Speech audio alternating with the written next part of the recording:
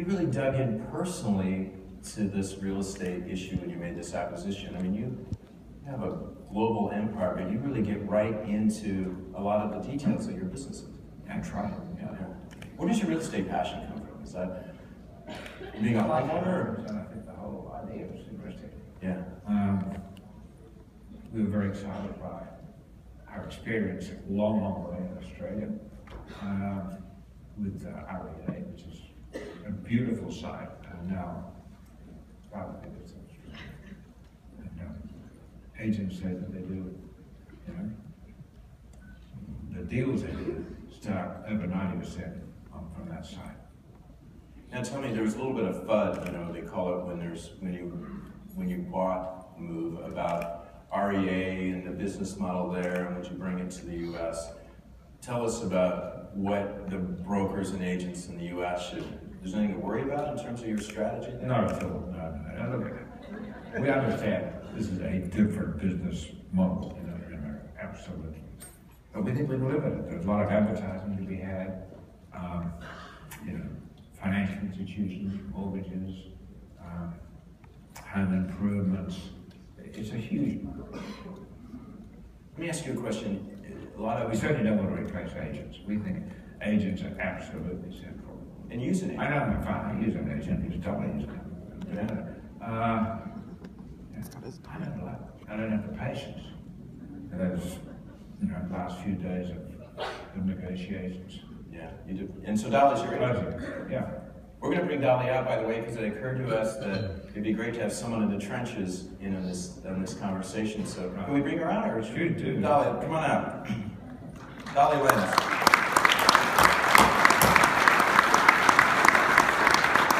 She clearly wasn't prepared for this. So does Dolly cut you good deals? How does that work? Well, I think so. She tells me so. Let's talk real estate. On your recent purchase in Los Angeles, what sung to you? What made you pick that house? Why did you love that house? It was a combination of things, really. I was at a turning stage in my life. I wanted to do something new. And I spent a lot of time in Los Angeles because I'm still the chief executive of 21st Century Fox. And I read in the Manchester section of the Journal. I'm sorry it wasn't an advertisement, it was a planted story. About this little vineyard, 40 acres in Bel Air, if it is. They grow wine in Bel Air, I didn't know. I do, yeah. Yes. There's a Murdoch wine. I'm probably going to, well, anyway, that doesn't commercially. You do about $10,000 a year. How'd you get one of those? Very, very, well, it's very simple. MoragaVineyards.com, you know? Go there.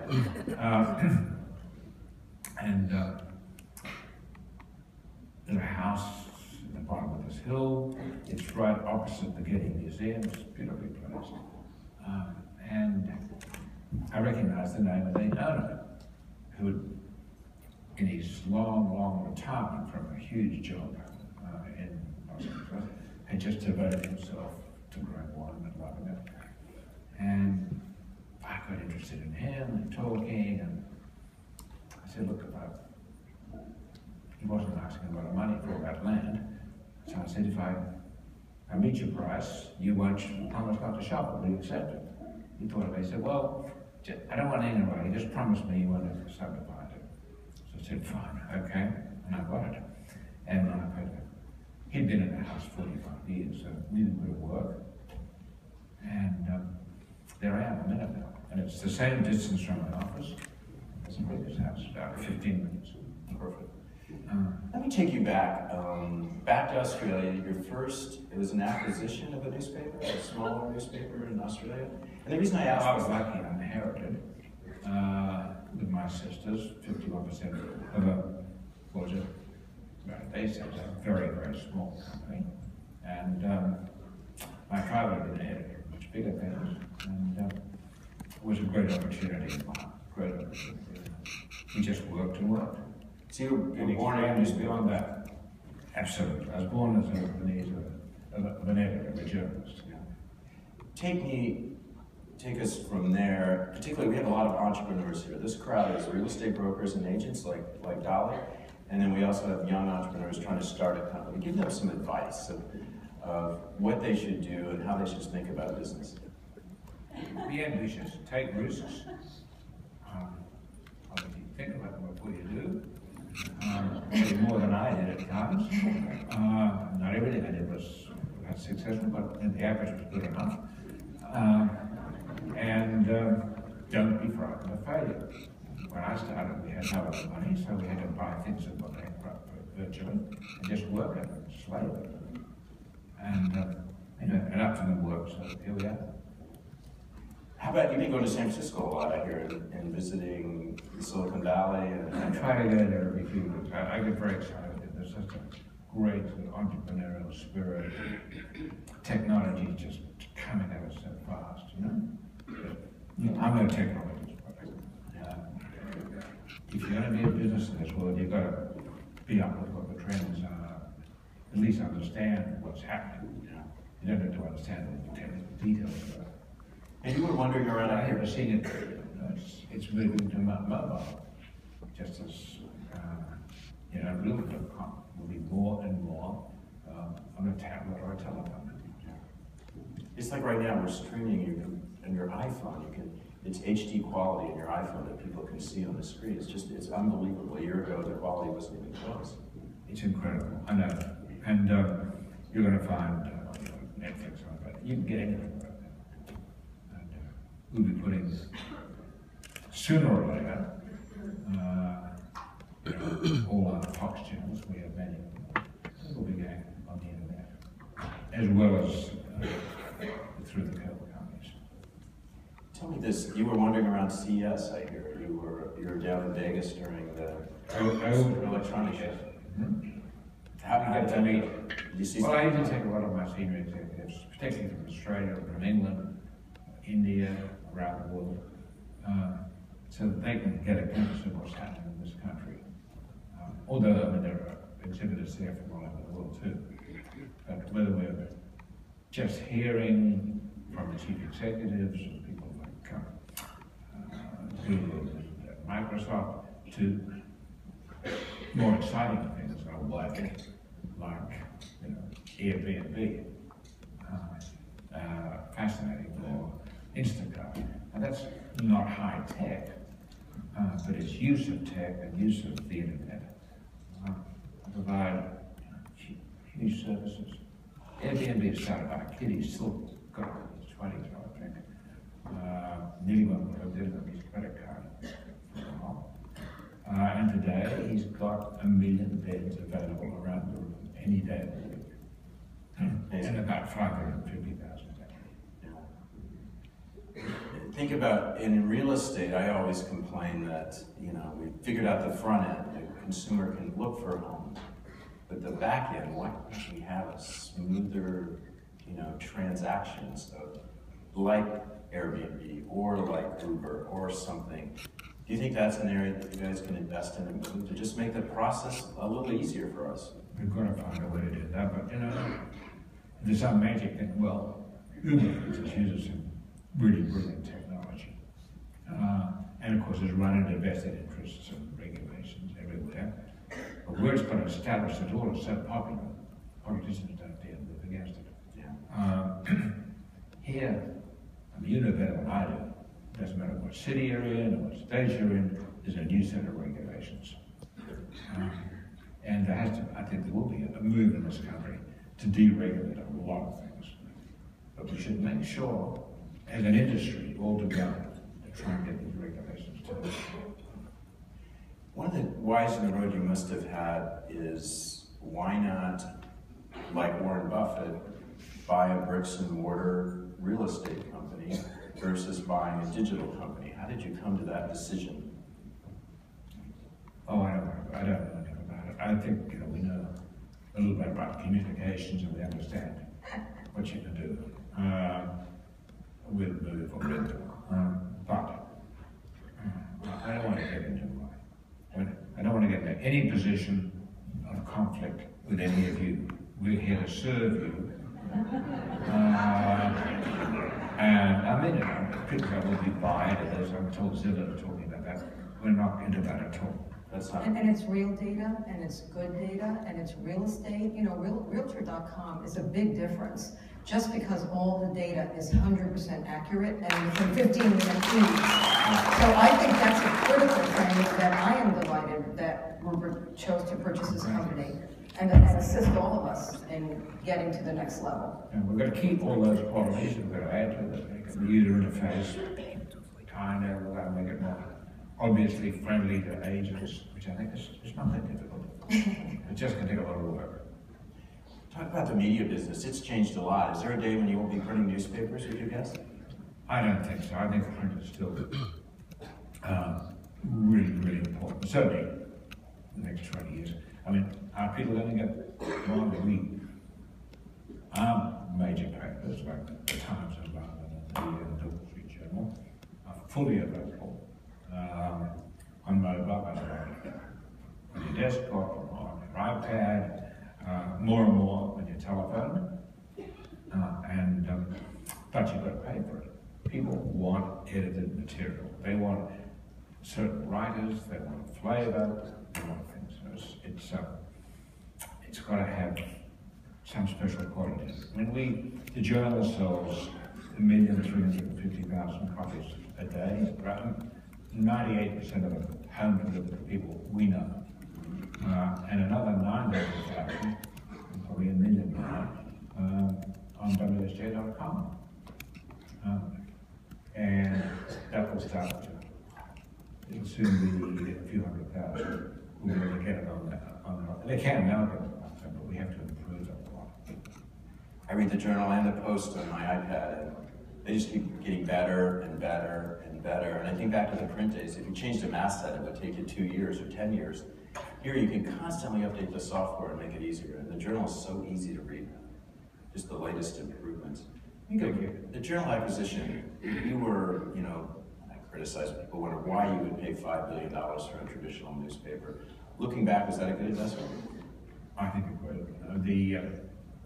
We sold up a few things for about $1 billion, so it's a bit less than what it sounds. But yes, I mean, I think it's got a huge future.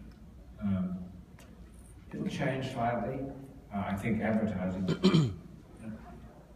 the digital advertising is going at the moment elsewhere. Our digital advertising as such is very, very good, but, and it can get a lot better. But I think we have to admit that search advertising works, so the Google model, but, and it works on special sites like Realtor and its competitors, and that works. But on the social media, I'm yet to do it. I know we've tried it in Fox, with very little result.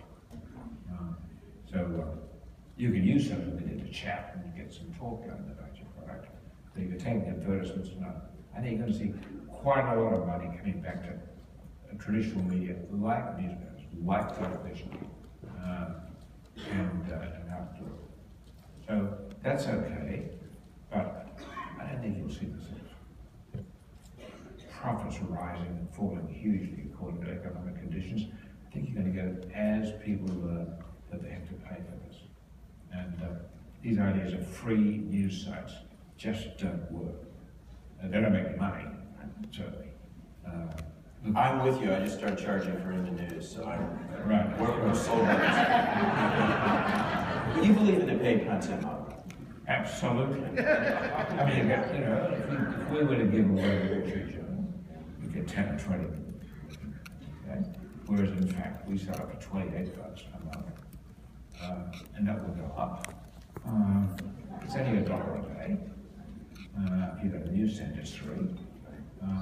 That's a viable. I mean, we sell now either in print or on the web over 2 million a day. That's 2 million homes, which would be, I think, probably the wealthiest and the most influential homes in America. That's a fabulous audience. We get it out for free. You know who the hell is getting it. They can talk about it being done, but we couldn't sell that quality. It seems one edge you have on, Zillow and Truly on traffic are really way out ahead of you all, and you certainly changed the landscape. I'd love to hear Yeah, I from did a you. little bit. Well, we did it big, sure.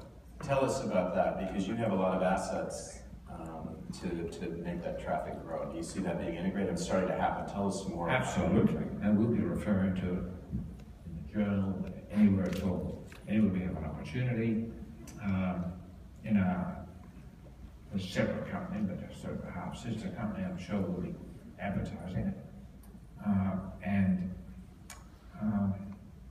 No, I mean, we did this with REA. It was broke, as they all were in 2000. And we picked it up, and I took a big interest in it for very little. And then all our properties, suburban campus, everything, just never stopped mentioning it. Well, the crew advertisements, they just referred across the world to it, and it took off. And you're obviously, go And ahead. if you think about it, think about how fabulous it is to have this layered approach. So you'll be able to be on Realtor.com, it'll go to the Wall Street Journal, it'll go to the New York Post, it'll go to all the other assets. I'm sure at some point that will all be able to be in one package, where we can purchase ads in one area and actually get ads everywhere. And especially in luxury space. Across the lot, absolutely. I mean, that's the biggest game changer, I think. I want to reach that 1% buyer, and I want to make sure I reach him in the morning when he's first looking at something. And I think through this product, I will be able to reach all those buyers, as I do now. Yeah. You got one broker on your side, Rupert. Good. Okay. Let me ask you another question. You're in India. You just made an acquisition in real estate. Yes. Well, we bought 3 years. We just sort of testing the water there. In our other company, we have a great business in television. We're the #1 in terms of share of audience with a number of channels in India. And we'll use them if we decide that this company we've got is good and we like the management, we increase our shares in it, all of which would be possible. Then we'll get behind it and drive it very hard. We've also bought, or maybe REA has done it, but something in Southeast Asia, Singapore, and Indonesia, which is very young yet, but we believe in those markets. Those markets are going to develop a lot. I'm very bullish about India particularly. Just the number of people in the wealth creation going on there. Yeah, and the things are changing there. It's a little early to say it yet, but it's looking a lot more hopeful. Now, one thing Truly and Zillow haven't done yet, and they probably tell me I'm wrong, but they really have concentrated on the U.S. footprint and the U.S. buyer and seller, realtor. It looks to me like you're going to be able to move quicker globally. I mean, the connection with Australia, India. Have you had any eyes on things in Europe? There's 2 big portals there. Do you look at those as opportunities? We've looked at them. We thought they're very expensive. And not that big if you look at their turnovers. Big profit margins, big margins on small turnovers and very high market cap. I'm looking at the British ones. Yeah. I haven't looked at the company yet.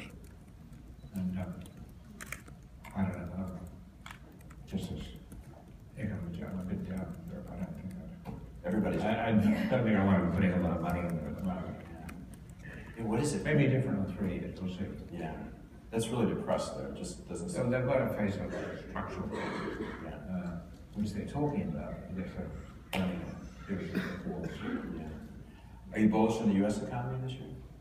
Oh yeah, absolutely. I think it looks pretty good this year. You don't know how these world things will affect it, but long term, this is the country. Absolutely. It's the most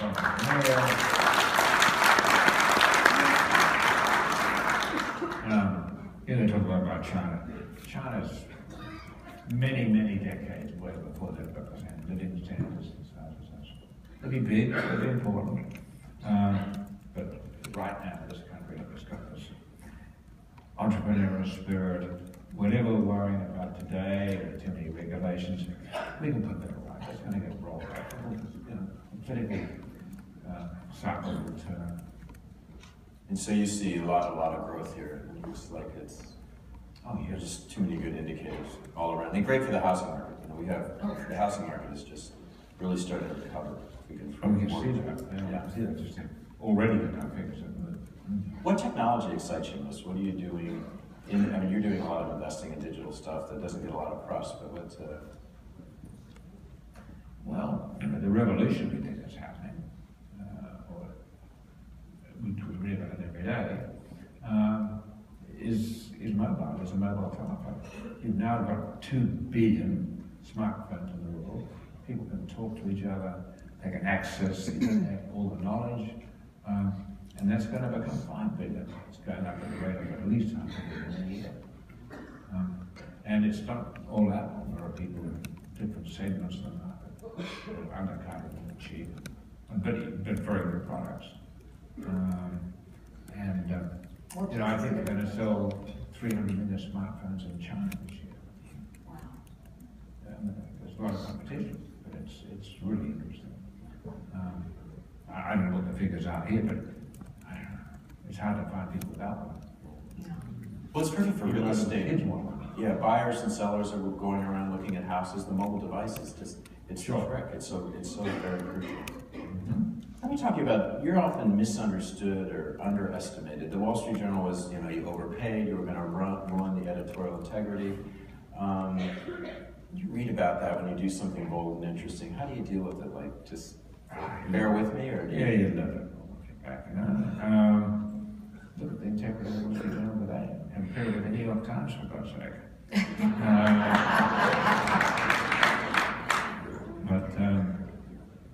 No, I mean, that's okay. I've had that before. I had the same thing with the London Times, and we've done a great job of that. This last year, it was the only newspaper in Britain that got in circulation. Not by a lot, but it was in the right way. Yeah.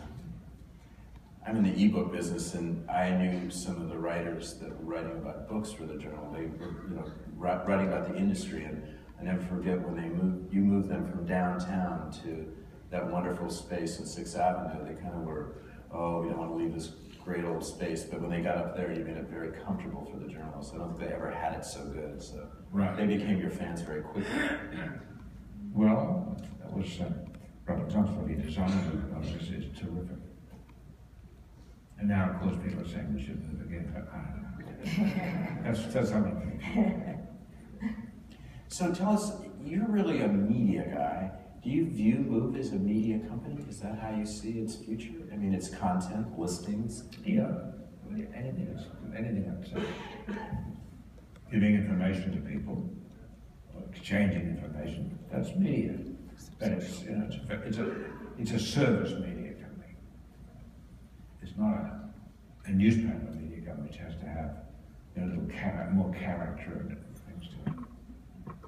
And so if you kind of had to look out into the future, is your battle with Zillow? They have a lot of engineers in Seattle. Is the way you compete through marketing, distribution, or is it better products, or is it a combination? We've got to make a better product, absolutely. And then when we satisfy we have a better product, then get out and market it hard. But Now, there's been let's get the better product first.